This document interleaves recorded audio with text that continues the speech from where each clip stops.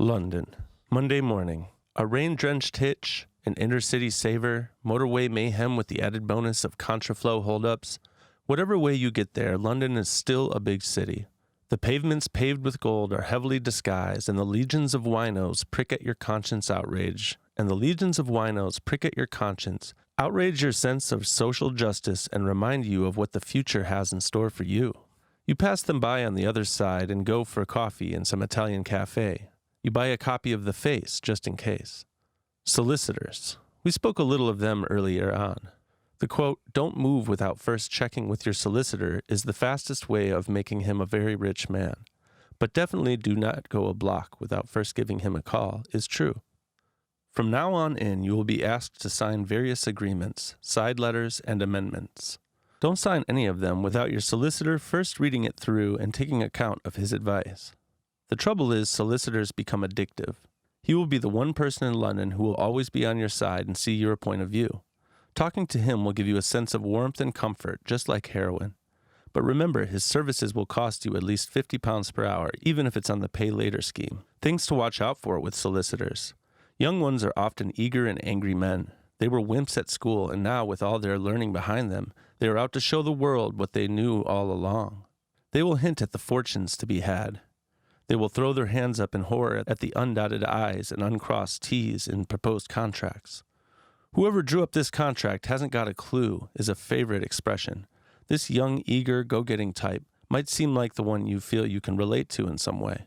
Be warned, he is as likely to lead you into deep water or scare off potential offers. Our advice would be to go with the slightly more mature solicitor, the wiser one, the one who knows how people's hearts and minds work, not just the subclauses and bottom lines. No matter if he isn't concerned about hearing your track, as long as he will listen to the way you want to do things. Ask him to explain what the following things mean: points, percentages, copyright, publishing, on 90, PRS, MCPS, PPL, VPL, BPI, MU, and territories.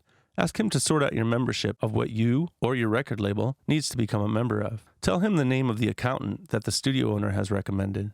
See if he knows him. Who would he recommend? The accountant should be your next appointment. Much of what has been said about solicitors applies to accountants. He will recommend you register for VAT. He will tell you to keep your receipts, even those you get when you buy a newspaper or a cup of coffee. Listen and learn. It will make no sense. He will show you petty cash books with empty columns waiting for figures. His world will seem incredibly important to him. To you, it will look meaningless and have little to do with the reality of people going into shops in the thousands to buy your record. If you are not willing to accept that his world is important, you could find yourself in 5 months' time after all the glory of having a #1 single has blown away down the gutter with the McDonald's wrappers and squash Diet Coke cans, left owing what seems like the whole world hundreds of thousands of pounds that you never saw in the first place. Judge neither the solicitor or the accountant by the cut of their suits or the decor of their offices, and don't be embarrassed by the framed photos of their families that they will have about the place. Time to move on. Other things to be done this week. Get your distribution and manufacturing sorted out. You should have made your appointment when you were at the studio. If it was a localish distributor you were going to try, one of the members of the cartel, you should have gone to see them before you headed down up to London. Distributors, if they are interested, after they hear your rough mix they cannot afford not to be, will want you to sign a contract giving them exclusive rights to distribute your label's product for a minimum of 1 year. They will also want to take about 30% commission from what they get for selling the records to the retailer. Try and get that figure reduced to below 30%. Don't let them have any more than that. To get them to handle the manufacturing as well might take a little more persuasion, but they will see the logic if the track is going to stand any chance of being a hit. In no way could you alone have the clout with the pressing plants, and it is in their interest that the record does as well as possible. Of course they will have accounts with the pressing plants, and you will not have to front the money to have your record pressed. This will be deducted from your royalties along with their distribution percentage and further small percentage for organizing the manufacturing. Our experience was with Rough Trade. When we went to them with our first record on KLF, they didn't want to know. They saw it as something that might sell 500 copies. The bulk of those going to the unsuspecting export accounts. This record then received good reviews in the rock press, so they agreed to distribute it. It was not until we were about to record our second LP that they considered it worth their while to handle the manufacturing as well. In your situation, time cannot be wasted like this. You have got to get in there and have them committed. The thing that you have in your favor that we didn't when we started back in early 1987 is that then nobody was expecting hits to be coming from nowhere. Now they can come from anywhere. They are on their guard and waiting. Get them to send their proposed agreement to your solicitor. The other things you can talk to them about are pluggers, release schedules, sleeves, Salesforce, and club promotion. On all these topics, they will have useful things to say and will actively be very helpful. Although you want to get your record out as soon as possible, to release it at the wrong time of year can totally destroy its chart potential. No point in releasing it in November or December. It would be lost in the deluge of the heavyweight and seasonal releases. Distributors also have to take account of what other releases they will have coming up. You will want to make sure it has their full force and support behind it. There is no point in competing with their other priority releases. Artwork, sleeve, and labels. We are sure you have a lot of ideas about that already. It will be no good getting some mate to do it because he's good at drawing. Both artwork for the sleeves and labels must be set out professional for the printers to make any sense of it and do the job properly. The distributor should recommend a graphic artist for you to meet up with. Use their phones and make an appointment to see him as soon as you can. Pluggers. They should be able to recommend at least one for you. Angela, who became our label manager at Rough Trade, recommended we talk to a strange American man named Scott Peering, who runs the outfit of Peering Music and Media Management. It might have been a mistake, but we took him on. You must have a meeting with at least one plugger by the end of the week. Salesforces. Both tricky and very expensive, but you won't have to talk to any until you have your track completed. We will tell you all about them later. The same goes for club promotion. Who knows what difference a sleeve for a single makes? Go into a record shop. Look at what the top 20 has for sleeves. Pretty much of a nothing when you see them all in their racks. People worry over graphics. They bleed over them. They devote their lives to them. The graphics that a band use go a long way into building up the attitude their would-be following can relate to. You don't need any of that. Just make sure that it's bright and colorful and that the name of the song and the act jumps out on the front cover.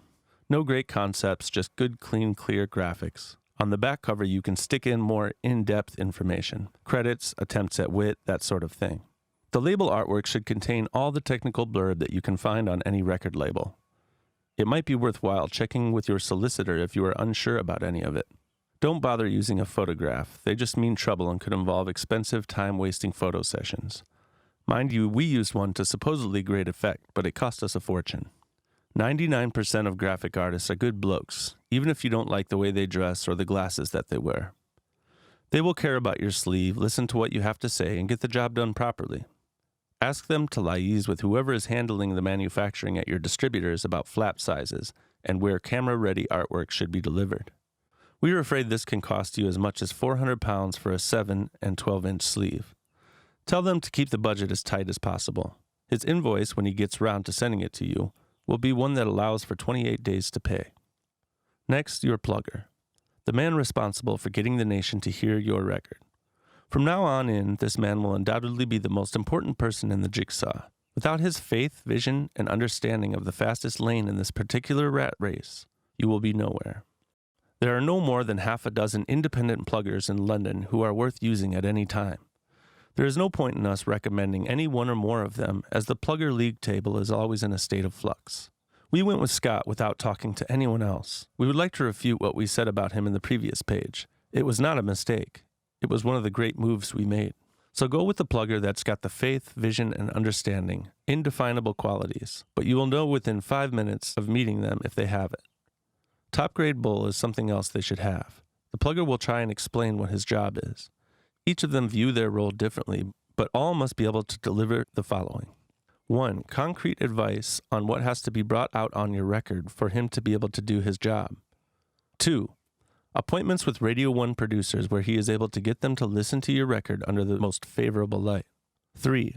Advice and help in putting together a video that will be acceptable for children's television and a lead on some of the hungry young video makers who are out there. 4. Willing to work 24 hours a day and willing to be contactable in any one of those hours that you choose. Nobody can make a person like a record that they would otherwise hate, but it is not good enough for a plugger to think he has completed his task in just getting a Radio 1 producer to hear your record. The plugger has to understand everything that goes to make up a Radio 1 producer's personality. Understand the pressure and the responsibilities he has within Broadcasting House and to the nation's listeners. Understand why he loathes the whole concept of pluggers, but at the same time finds certain ones likable, even lovable. The larger companies are able to spend fortunes on producers picking up restaurant tabs, taking them horse riding, powerboat racing, hang gliding, jet packing, and getting involved in all other kinds of pranks and japes. All this buying of favors, even when engineered very subtly, generates a self-loathing within the producer, which will in turn find self-expression in being redirected back at the plugger. The law of diminishing returns always rules. Being a plugger or Radio 1 producer is a dangerous game to be in. It is one of the fastest ways of losing contact with whatever finer qualities your soul might have had. The sight of embarrassingly dressed, middle-aged men racing around clutching 7-inch pieces of plastic, desperately trying to convince each other that they contain something of historical importance, something that the great British public need to hear, can be very sad. Please, listen to everything your plugger has to say. No matter what he looks like, he should be the one person who should understand what is actually going on in the heart of the beast. Years of reading the NME, Smash Hits, and Thrasher will never ever give you insight into the sickness of the human soul and the ways of pop that this man will have. If he doesn't have that insight, dump him. Our man, Scott Peering, had all these qualities and more. He lives life on the edge of complete mental and physical breakdown. This finds expression in some strange ways. His car does most of the actual breaking down for him, thus enabling him to use mindless physical violence against it in an attempt to get it going again.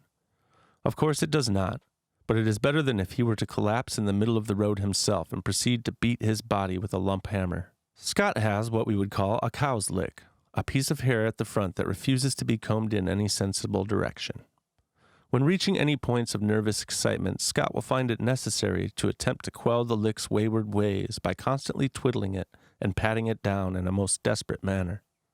Next, there is his bright purple jumper, his alternative flag to tastelessness. It makes Mark E. Smith's shirts look like pure Paul Smith. But strangest of all is the chain. This chain is worn tightly around his thick-set neck, and there is some sort of implement attached to it that digs incessantly into his flesh. Although there are no visible running sores or flesh wounds, this indulgence in open and unashamed masochism must serve some purpose. We never dared to ask. He also indulges himself in a temperament that would shame the best prima donnas. Without him, this book would have been retitled, How to Get to Number 47, with a certain amount of difficulty. The man is a true star. Money and pluggers. They will want a lot, and when your record starts happening, pluggers will want more. Scott wanted £1,000 to start working on the record, and then all sorts of bonuses relating to our record reaching certain positions on the charts. We had to pay him $5,000 altogether once it had made number 1. We had a lot of costs, and his team worked flat out for it. But we had to give him the first 1,000 the day of release. We had a couple months to pay the other 4. Anybody who can do it much cheaper won't be much good. Like the blokes who own the studios, pluggers often have their fingers in other pies. They might want to get their sticky fingers in yours, so watch it. Without having some sort of video, a plugger will be pretty restricted in what he can do for you as far as television goes. Even if videos don't get used for transmission, they are very good for pluggers to send out to people and get them interested in your track. But more of videos when you have done the final mix. Within their setup, independent pluggers usually have someone who handles press, a press officer. The upmarket title for this person is a publicist. To put it bluntly, their job is to get as much acreage in all forms of printed media. Publicists have to understand journalists and editors in the way the plugger understands radio producers. The publicist's role in the success of this operation is secondary. Turning a well-planned strategy into a reality through the press can be the best way to build a career. But this is done over months and years. For the sort of runaway success you will be after, reviews in the music papers, bad or good, are meaningless. Your vanity will be the only thing affected by them. Not appearing in certain publications is as important as appearing in others. What you will need a publicist for is feeding the tabloids and teen mags with pictures, tidbits, and the odd silly quote once the record is zooming. He will also help in organizing photo sessions and cutting deals with photographers and photographic studios. Pluggers and publicists usually view each other with a certain amount of contempt. The publicist can represent an act who regularly makes the front covers of the rock press, while the plugger for the same act will not be able to get a sniff down at Radio 1 outside of the confines of the evening shows. The publicist will think the plugger is useless. Or the reversal, where a plugger has a client who has just had their second number 1 while the publicist can get no more than a half page in the Melody Maker. The plugger thinks the publicist is useless. There are countless of obvious examples. Dinosaur Jr. will never make The Breakfast Show, and Rick Astley will never make the cover of Sounds. One of us has been involved with one publicist for 9 years. It is this publicist who handles our stuff. His name is Mick Houghton. He is a reformed drug fiend, a would-be crime writer, a critic fanatic, and always awaits the day the Grateful Dead will deliver a half-decent LP. He is a realist, gives no bullshit, represents a lot of acts who gets loads of front covers but never get to the A-list down at Radio 1. We know sod all about other publicists or how to judge them on first meeting them, so ask your plugger to recommend one if he hasn't already got one on the payroll. Publicists want money as well. We paid Mick Houghton £1,000 for doing our single. He will hate us for saying this, but he gets a lot less than the plugger because he had a lot less overheads and had to put in a lot less man-hours. The tools of a publicist's trade are a telephone, a photocopy machine, and the capacity to lie. Friday, take the weekend off and worry about all the wheels you have to set in motion and all the invoices that will be winging their way to you over the next few weeks. By the end of this, the third week, you should have now had meetings with solicitors, accountants, distributors, designers, pluggers, and publicists. You should have confirmed and put into motion your relationship with each of them. Your solicitor should already be looking at the proposed agreement from your distributor, getting your membership of various organizations organized and clearances gained for whatever samples you will have used in your track. The accountant should be applying for VAT registration and contacting your bake manager. They should be shagged out. Friday afternoon, contact the studio you have booked to mix the track and confirm everything is okay for the Monday and Tuesday of the following week. Make sure that the multi-track is going to be there on time. Have a chat with the engineer and make sure he has ordered any bits of outboard gear he will be wanting to play with. The fourth week. Monday morning, mixing. It's one of those words you will hear all over the place from people who don't know what it means.